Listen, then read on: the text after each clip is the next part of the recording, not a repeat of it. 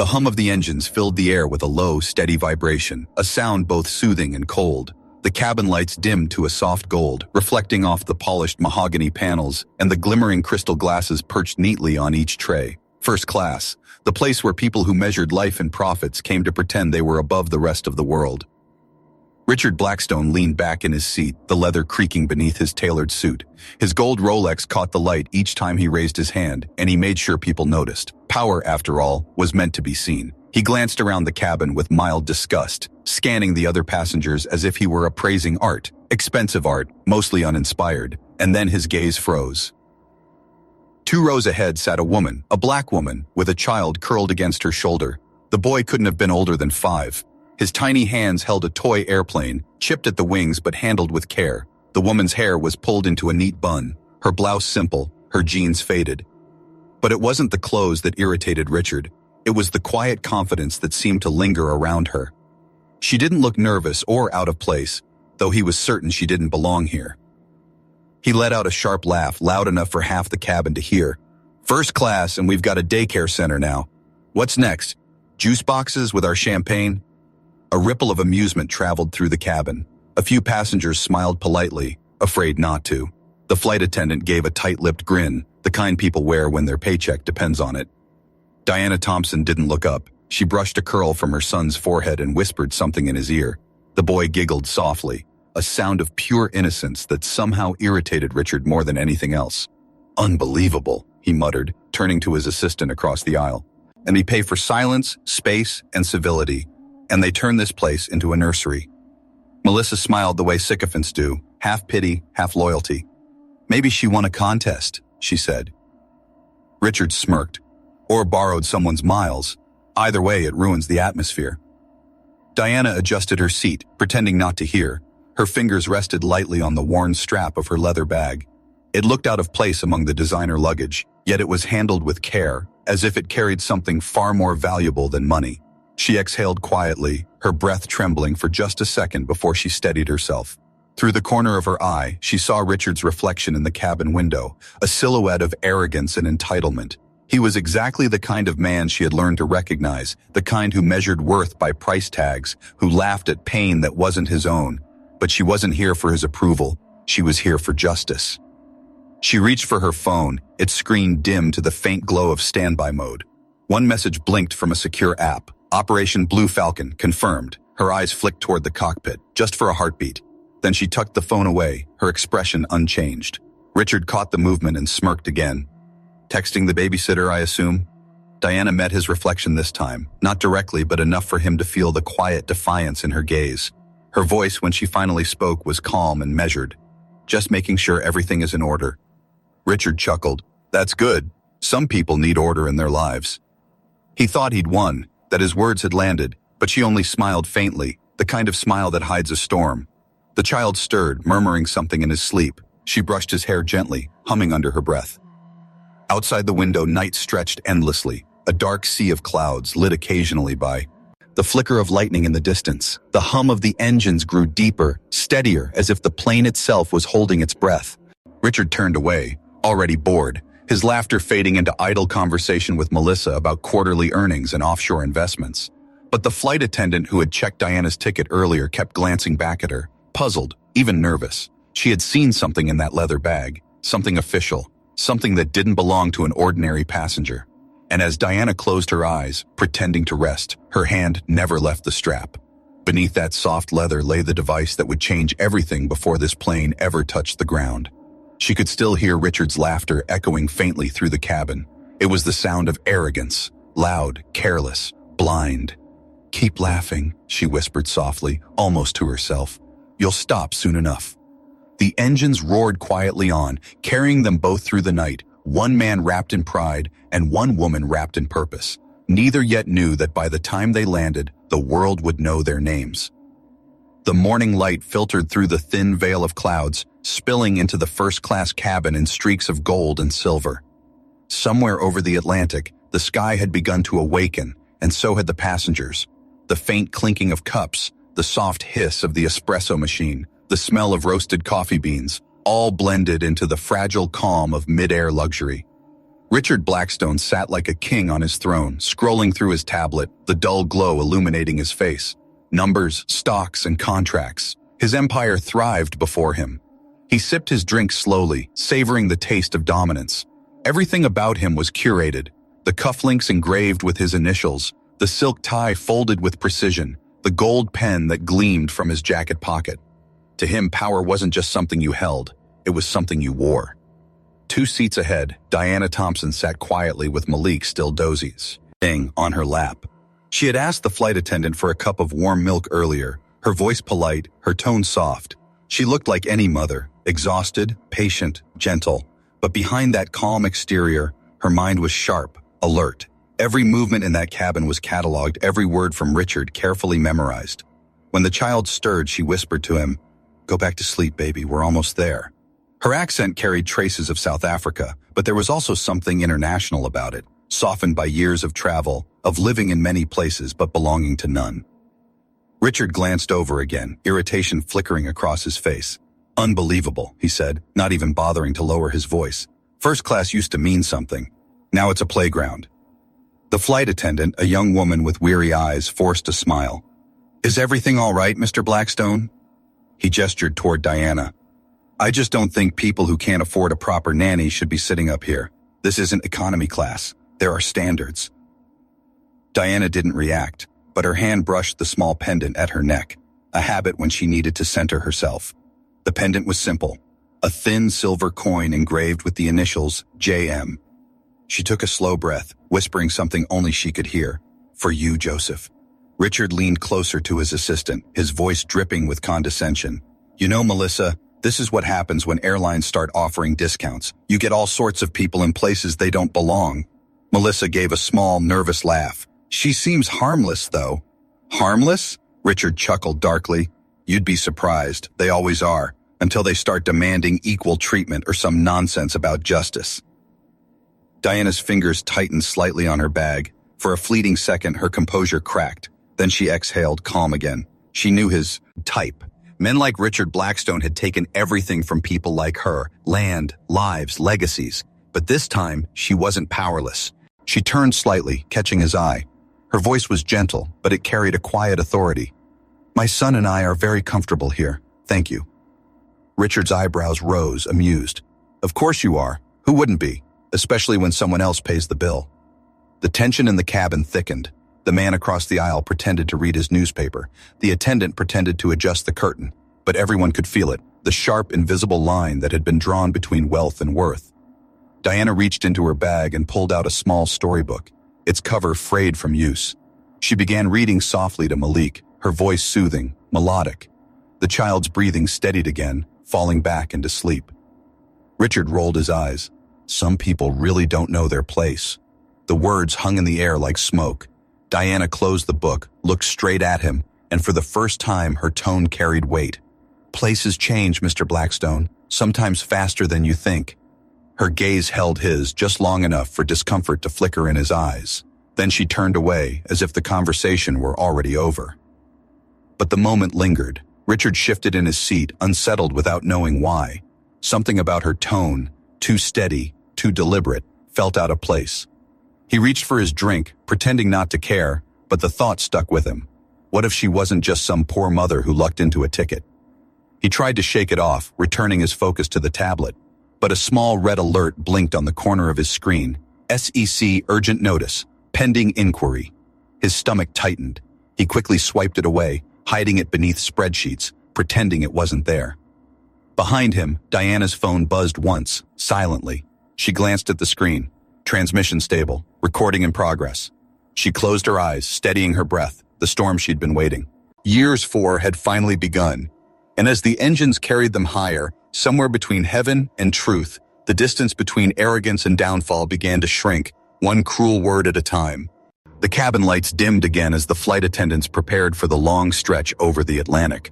Most of the passengers settled into the lull that comes after dinner service, lost in movies or the rhythmic hum of the engines. But Diana Thompson sat still, her gaze fixed on the faint reflection in the window, her own eyes staring back at her, calm yet burning with purpose. Outside, the night sky stretched endlessly, dark and infinite, Somewhere beneath those clouds was the continent she had promised never to forget, the land that had given her love and taken it away. Malik shifted slightly, murmuring in his sleep. She tucked the blanket closer around him, her touch gentle, maternal. Then, once she was sure he was fully asleep, she opened her leather bag just enough to see the soft red blink of the transmitter. Still live, still recording. Her mind drifted back, years, maybe a lifetime ago, to the heat of Kinshasa, to the day she first met Joseph Mamba. He was standing on a dirt road surrounded by villagers who had gathered to protest a new mining project. His voice had carried with the strength of conviction, full of fire yet tempered by compassion. "We're not asking for charity," he had said to the journalist. "We're demanding humanity." Diana had been there as a young journalist, still believing that stories could save the world. She remembered how Joseph's words had stirred something inside her, something she hadn't felt since her parents' deaths. He was fearless in the face of power. She fell in love with that courage before she even realized it. But love, in their world, was dangerous. When the reports came out linking Blackstone Industries to the disappearances of local activists, she and Joseph knew they had found something dark, something far bigger than anyone imagined. They gathered evidence, spoke to witnesses, sent files to international lawyers. And then, Joseph was gone. The news said accident. The locals whispered murder. But Diana knew the truth. Someone wanted silence more than justice. Someone had made sure he never spoke again.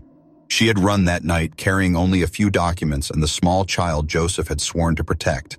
The boy's mother, Joseph's sister, had begged her, "Promise me he'll grow up safe. Promise me he'll know who his father was." Diana had kept that promise. But she had made another one, to herself. She would not stop until the man behind it all paid the price. Now, thousands of feet above the earth, she was closer than ever. Richard Blackstone's laughter carried faintly through the cabin as he spoke with Melissa. It grated against her nerves like glass scraping metal. Every smug chuckle reminded her of those boardroom meetings she'd infiltrated years ago, disguised as an interpreter or assistant, watching powerful men sign away entire communities for profit. But tonight, justice was no longer an idea. It was in motion. She reached into her bag and pulled out a small silver pen, unscrewing it with care. Inside was a microchip. She connected it to her phone with a subtle click. The device displayed a series of green bars, each one a live feed, each recording clear audio from within the cabin. The words Richard had spoken, the arrogance, the mockery, the small confessions of a guilty man who believed himself untouchable, were already being transmitted to an encrypted channel monitored by The Hague. She allowed herself a single deep breath. "Steady now," she told herself. "You've waited years for this. Don't let emotion ruin precision." Her gaze flicked toward the cockpit, where a small light blinked near the communication panel. She recognized the signal. The captain was in on the operation, an old contact from her days in the UN task force. Everything was unfolding according to a plan, and yet a small part of her heart trembled, not from fear, but from memory. She remembered Joseph's last night, how he'd held her hand and said, "Diana, when the truth comes, it won't roar like thunder. It'll whisper. Listen for it." That whisper was here now, in the hum of the engines, in the steady blink of the transmitter, in the breath between every word Richard spoke. She reached down, brushing her hand across Malik's hair. The boy's breathing was soft, rhythmic, innocent. He looked so much like Joseph when he slept. "Soon," she whispered, "he'll know who you really were." She straightened in her seat, her posture calm but her pulse unrelenting. She wasn't just a mother on a flight anymore. She was the storm, quiet and inevitable. A shadow moved across the aisle. The flight attendant stopped beside her, voice low. "Ma'am, everything's confirmed. The captain says you'll have what you need before landing." Diana gave a small nod. "Thank you." Richard didn't notice. He was too busy explaining to Melissa how men like him build nations while others just talk about them.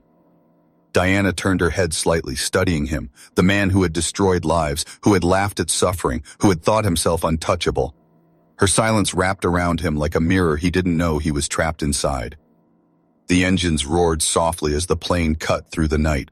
Somewhere far below, the dark waters of the Atlantic reflected the faintest traces of moonlight, calm, still, deceivingly peaceful. And as Diana sat there, the memory of Joseph's voice echoed again in her mind. "When the truth comes," he had said, "listen for it." She smiled faintly, eyes steady on Richard Blackstone. "I'm listening," she whispered. The seatbelt sign flickered softly overhead, a quiet reminder that turbulence could come at any moment. The cabin lights were low now, casting long amber shadows over the passengers. Somewhere in the darkness, the engines hummed like a heartbeat. Steady, unyielding. Diana Thompson watched the reflection of the man across the aisle, her expression unreadable. Richard Blackstone was sipping another glass of wine, his cheeks slightly flushed, his voice louder than before. He laughed easily, the kind of laugh that comes from a lifetime of being obeyed. He was in his element, comfortable, untouchable, and dangerously unaware that the very air around him had shifted. "Melissa," he said, waving his glass lazily, "do you know what separates people like us from the rest?" Melissa, ever the obedient assistant, tilted her head. "What's that, sir?" "Vision," Richard said, smirking. "We see opportunity where others see problems. That's why they stay poor, and we build empires." Diana's fingers tightened slightly around her pen. The arrogance was endless. He didn't even know he was feeding his own downfall, line by line. She turned her head slightly, offering a polite smile. "Empires," she said softly. "Those must come with a lot of responsibility." Richard looked at her, surprised she'd spoken. He had almost forgotten she existed, his favorite kind of mistake. "Responsibility?" he repeated, amused. "My dear, responsibility is for those who can't afford freedom." "Freedom," she echoed, her tone calm. "That's an interesting word. Freedom for whom?" He chuckled. "For those who earn it. The world rewards strength, not sympathy. That's why my company thrives. We do what needs to be done."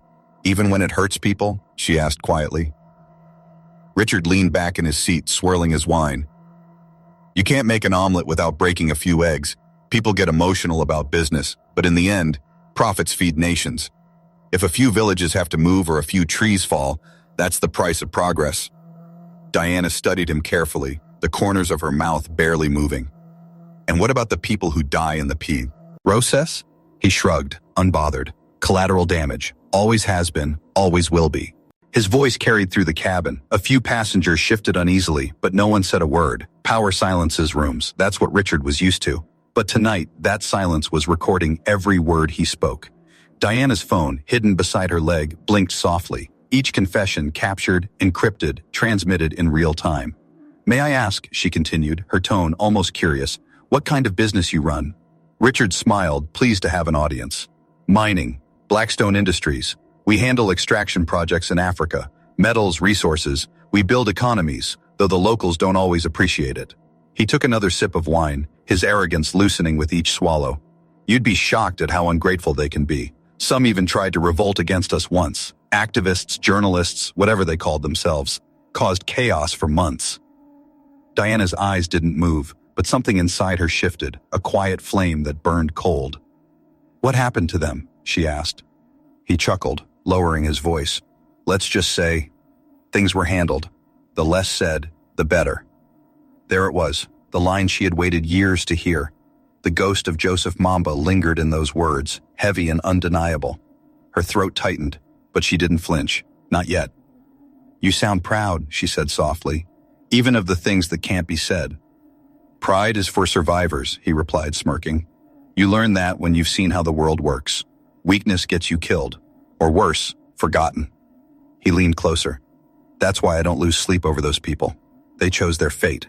I chose mine." Diana smiled faintly, but there was sadness in her eyes.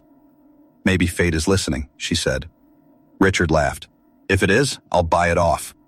The seatbelt sign pinged again as the plane hit a brief wave of turbulence. Glasses clinked, the lights flickered. Richard steadied his drink, still smirking.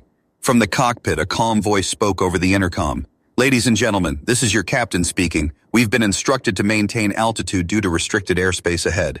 Nothing to worry about, just a procedural matter." Richard frowned slightly. "Restricted airspace? Over the Atlantic?"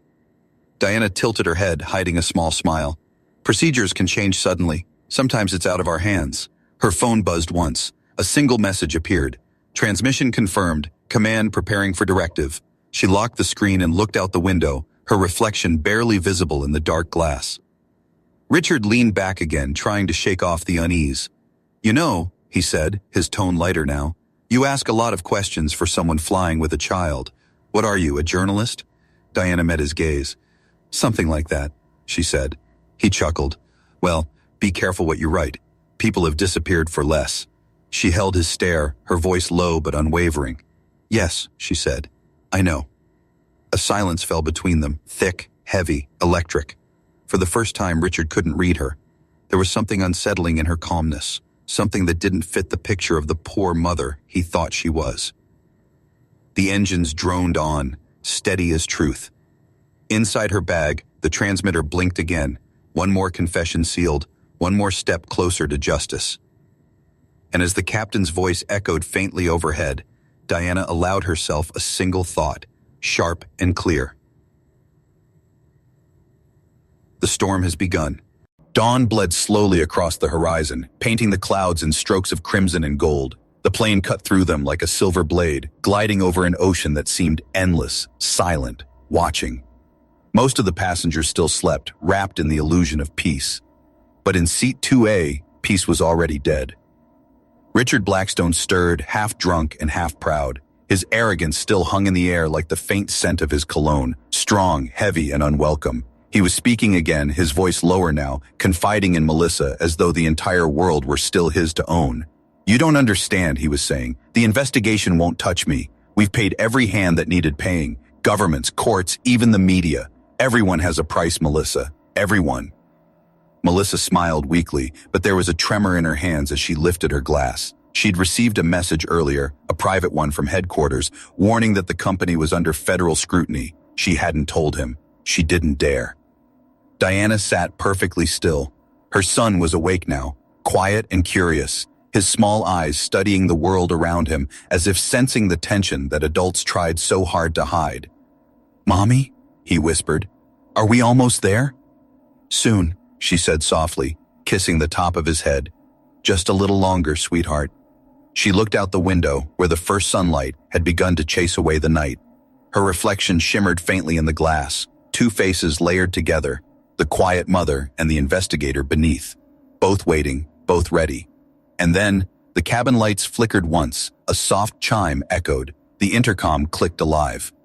"Ladies and gentlemen," came the captain's steady voice, "we are currently responding to an urgent directive from the International Aviation Authority. We have been instructed to alter our route and make an emergency landing in Lisbon for security clearance." The words hung in the air, sharp as glass. Conversations stopped mid-sentence. Forks froze halfway to mouths. Richard frowned, sitting up straighter. "What nonsense is this?" he muttered. "An emergency landing? There's no emergency." Melissa checked her phone, her face draining of color. "Sir," she whispered, "something's happening." "What do you mean?" Her trembling hands turned the screen toward him. A news alert glowed in bold red letters. "Breaking. International warrant issued for Richard Blackstone, CEO of Blackstone Industries. Live coverage now." For a moment, time itself seemed to stop. The blood drained from Richard's face, his jaw locking as the headline burned into his vision. What is this?" he demanded. "This is ridiculous. Who authorized this?" Before Melissa could answer, the captain's voice came again, firmer this time. "Mr. Blackstone, this is Captain Mitchell. You are hereby informed that the International Criminal Court has issued a detainment order against you. You are to remain seated until we land. Do not attempt to interfere." Every head in first class turned toward him. Whispers rippled through the cabin like wind through tall grass. The man who had mocked and laughed and controlled everything was suddenly small, cornered, powerless. Richard shot up from his seat, his voice shaking with fury. "This is insane. I demand to speak to your captain right now." The intercom stayed silent for a heartbeat. Then came the reply, cold and measured. "You already are." Diana's gaze rose slowly from her lap. Her eyes found Richard's, steady, unflinching. He froze. For the first time, there was no arrogance left in him, only confusion. "You," he said, his voice trembling. "You did this?" Her tone was soft, almost kind. "I didn't do this, Mr. Blackstone. You did." The words hit him harder than any blow. Around them, passengers stared, uncertain whether they were witnessing a scandal or a reckoning. The flight attendant appeared beside Diana, quietly placing a folder on her tray table, a thick file, stamped with the insignia of the International Criminal Court. Diana opened it slowly, her movements deliberate, controlled. Inside were documents, photographs, signatures, all bearing one name, Richard Blackstone. The color drained completely from his face. Where did you get those? They were never yours to hide, she said, voice calm, almost mournful. The bribes, the forced relocations, the murders, everything you buried under your empire's foundation, it's all here. Richard stumbled backward, gripping the headrest for balance. His chest heaved, his mind scrambling for control. This is a setup. You can't prove any of this. Diana's eyes met his, unyielding. You already did. Every word you've spoken since we left Johannesburg has been recorded and transmitted. You confessed, Mr. Blackstone, freely. The silence that followed was deafening. The hum of the engines seemed louder now, pulsing with inevitability. Richard's hands trembled. You're lying, he said weakly. You're nobody. The captain's voice cut through again. All data has been confirmed and forwarded to The Hague. Thank you, Agent Thompson. We'll be landing in 20 minutes. The cabin erupted. Gasps, murmurs, disbelief. Richard's legs gave out, and he collapsed back into his seat. His eyes darted wildly, trying to make sense of the impossible. Agent Thompson, he whispered. Diana leaned forward, her voice low enough for only him to hear. I told you, Mr. Blackstone. Places change faster than you think. His mouth opened, but no words came. The man who had once felt larger than life now looked impossibly small. Outside, Lisbon's coast came into view, a bright horizon rising to meet them, carrying justice on the wind. Diana took Malik's hand, her voice soft but firm. It's Al. Most over, baby. Just close your eyes. And as the plane began its slow descent, Richard Blackstone sat frozen in silence, his world crumbling midair, undone by the very arrogance that once made him powerful. By the time the wheels touched down, the sky itself seemed to hold its breath. The era of Richard Blackstone had ended, 35,000 feet above the truth. The wheels of the aircraft screamed against the Lisbon runway, the sound slicing through the tense silence that gripped every passenger. Outside the cabin windows, flashes of blue lights danced across the tarmac. Dozens of police vehicles and international agents forming a perimeter around the plane like a closing net.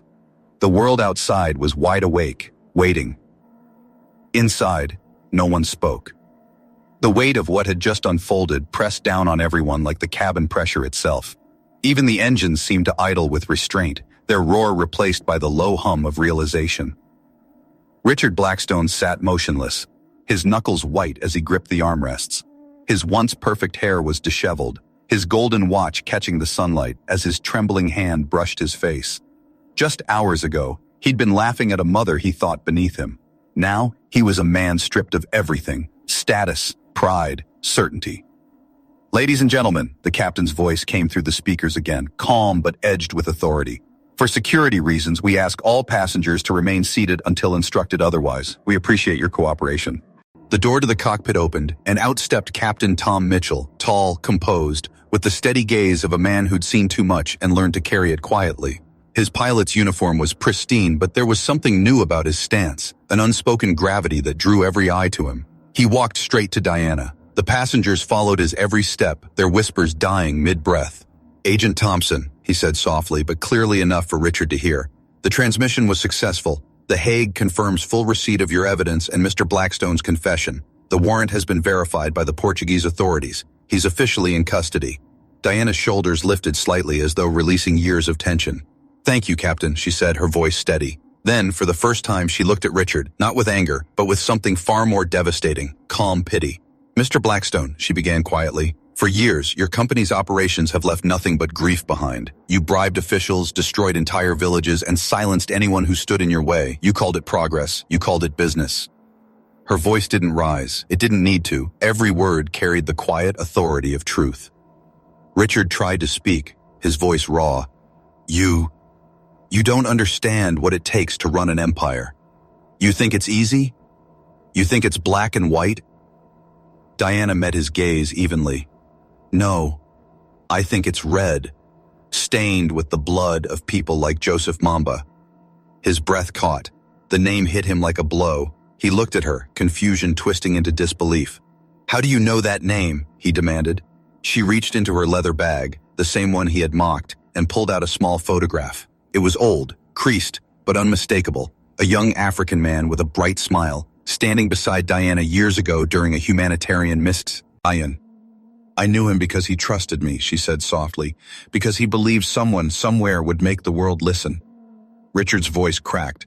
Joseph was a criminal. He was interfering with your profits, she interrupted, her tone still measured. He was murdered, Mr. Blackstone, beaten to death by men under your payroll. You called it a necessary correction. The silence that followed was suffocating. Even Melissa, who had been shaking silently beside him, could no longer look at her employer. Diana took a breath and continued, her voice trembling only at the edges. Joseph was more than a source. He was the man I loved, and Malik, she glanced down at her son, whose curious eyes watched everything, is his son. Gasps rippled through the cabin. The revelation landed like thunder. Richard's face drained of color. No, he whispered, shaking his head. That's not possible. Diana didn't respond. She didn't need to.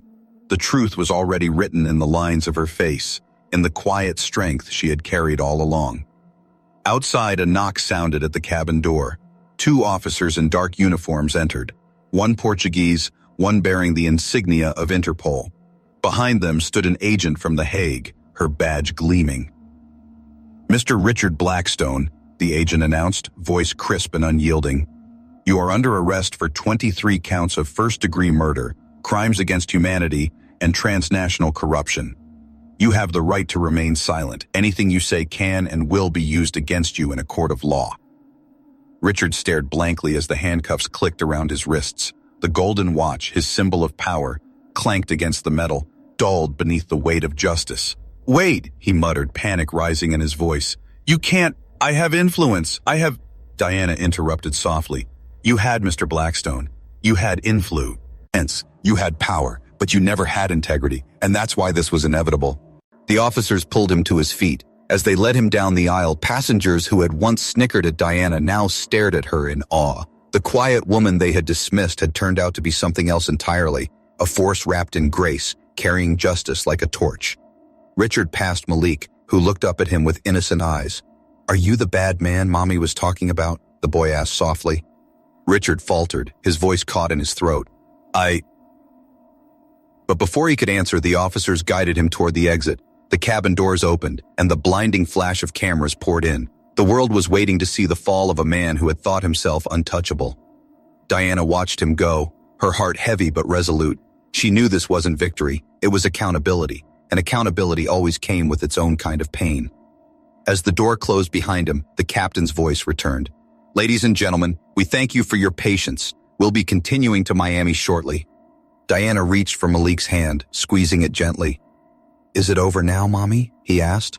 She smiled faintly, tears glimmering in her eyes. Almost, baby. But what's important is that the truth is free now.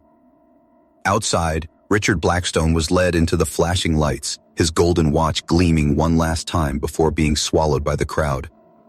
Inside, Diana exhaled for the first time in years, softly, deeply, like someone finally laying down a burden too heavy for one heart to carry. And as the engines roared back to life, the mother with the leather bag and the little boy by her side became something larger than themselves, symbols of a justice that had finally taken flight. The morning light over Miami was sharp and clean, slicing through the clouds with a promise of renewal. The jet taxied to its gate in silence, the hum of its engines fading into a soft mechanical sigh, the PDT. Passengers inside were quiet too, some still shaken, some humbled, all aware that they had just witnessed a story no one would ever forget. Diana sat by the window, her son asleep in her lap, his small hand clutching hers, even in dreams. She gazed out at the horizon where the sun was rising over the Atlantic, gold on blue, endless and alive. For the first time in years, she felt the world breathe with her. She thought of Joseph, his laughter, his faith, his endless belief that truth, no matter how buried, would always rise to the surface. For so long, she had carried his voice like a ghost inside her chest. But today, it felt lighter, like his spirit had been watching from the clouds, whispering, "You did it, Diana. You finally did it." The seatbelt light went off. Passengers began to move, their eyes flicking toward her as they passed. Not one of them smirked now. There was only quiet respect. Some even offered soft nods. Others whispered, "Thank you." She returned each look with a small, grateful smile. The captain appeared once more, his tall frame filling the aisle. Agent Thompson, he said gently. Interpol confirmed Richard Blackstone is in custody. They've already started the extradition process. The world's news outlets are calling this the most significant corporate arrest in decades. Diana nodded slowly. It's not about headlines, she said. It's about the people who never had a voice. They finally got one today. The captain smiled faintly. You gave them that. She glanced down at Malik, who stirred and blinked awake. Mommy, are we home? He murmured, rubbing his eyes. Her lips softened into a smile. We are, baby. We're finally home. The doors opened, flooding the cabin with warm sunlight. She stood, tucking the worn leather bag over her shoulder. That bag, once a symbol of poverty and ridicule, now held justice itself. The world would never see it the same way again. As she stepped into the jet bridge, reporters' voices echoed from the terminal ahead. Cameras flashed, security guards held back crowds, and microphones jutted forward like drawn swords. She paused for a moment, holding Malik close. Mommy, are they taking pictures of us? He whispered. Yes, she said softly, brushing a curl from his forehead. Because they want to tell people the truth. They want them to know that even the smallest voice can change something big. A woman from the International Criminal Court approached, her expression both professional and warm. Agent Thompson, she said, extending a hand, on behalf of The Hague, we want to thank you. The evidence you collected will bring closure to hundreds of families. What you did was extraordinary. Diana shook her hand firmly. What I did was my job. What it meant, that's something much bigger. They walked together toward the terminal exit, Malik clutching his mother's hand and watching the flashes of cameras like bursts of lightning. Every step felt like shedding a layer of darkness she had carried for too long. Outside, the Miami air wrapped around them, humid, heavy, alive. Palm trees swayed as if bowing to the morning. As they reached the black sedan waiting at the curb, Malik tugged her sleeve. Mommy? Yes, sweetheart? Was that man, the one on the plane, was he really bad? She crouched down, meeting his gaze. He did bad things, she said carefully, but sometimes people forget that money isn't the same as worth. He thought he was better than others because of what he owned, but the truth is the only thing that makes us better is what's inside our hearts. Malik nodded solemnly, thinking it over the way only a child can. Like you. Her smile faltered for a second, touched by his innocence, by the idea that heroism could be that simple. No, baby, she whispered. Like your father. She lifted him into the car, and as the door closed, the sound of the reporters faded behind the glass. The city unfolded before them, bright, chaotic, full of second chances. Diana leaned back, letting the rhythm of the road lull her into calm. She wasn't sure what came next, new cases, new missions, maybe even new beginnings, but she knew one thing with unshakable certainty. The world was watching now, and it had seen what justice looked like when carried by the hands of a mother who refused to break. As the car turned onto the expressway, the Miami skyline gleamed ahead, glass and sunlight, towering and alive. Malik rested his head against her shoulder. Mommy, he murmured sleepily, do you think Daddy can see us? Diana's throat tightened, but she smiled through it. Yes, she said softly, and I think he's very proud. She looked out the window, her reflection framed by the passing light. For a long time, she had lived in the shadows of others' power. But now she was her own light. The city disappeared behind them as they drove toward the horizon, the morning sky vast and forgiving. Somewhere far above, the contrail of the flight still lingered, fading, but never gone. And as the final trace of it dissolved into blue, it carried with it the echoes of a truth that will never die, that dignity once denied can rise higher than wealth, that love once wounded can still heal through justice. And that sometimes the quietest woman on the plane carries the loudest story of all,